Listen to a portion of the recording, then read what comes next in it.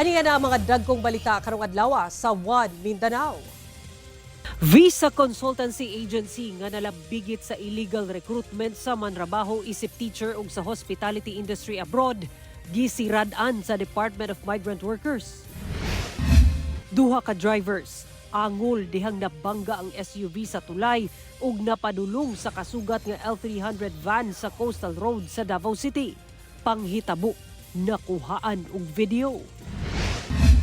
Voter registration alang sa barangay ug sangguniang kabataan elections 2025 hapsay nga gisugdan karong adlaw sa managlahing lugar sa Mindanao.